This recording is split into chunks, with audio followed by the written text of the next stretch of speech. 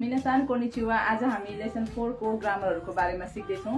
Lesson 4 को ग्रामरहरु जान्नुभन्दा पहिला हामीले चाहिँ जापानिज भाषामा 7 बारलाई के भनिन्छ, यो कुन बार हो भनेर सोध्दा के भनिन्छ र समय घण्टा भन्दाखेरि कसरी भनिन्छ भन्ने कुराहरु जान्न एकदमै इम्पोर्टेन्ट छ।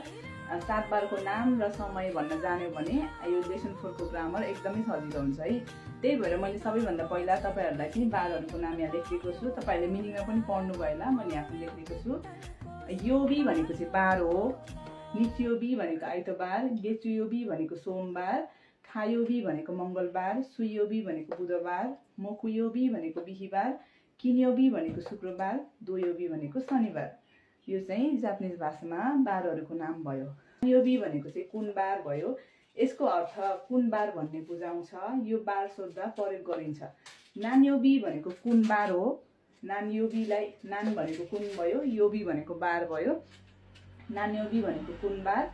नान्योबीको अर्थ चाहिँ कुन बार हो भन्ने बुझाउँछ अनि यो चाहिँ बार सोध्दा प्रयोग गरिन्छ। एउटा रेई बनाएको छु। क्योवा नान्योबी देशु का। क्योवा नान्योबी देशु का। आज चाहिँ कुन बार हो भन्दाखेरि क्योवा निचियोबी देशु। क्योवा निचियोबी देशु। आज चाहिँ आइतबार हो। यसरी हामीले कसैले बार सोध्यो भने अथवा कसैलाई बारको बारेमा सोध्नु पर्यो भने यसरी युज गरिन्छ।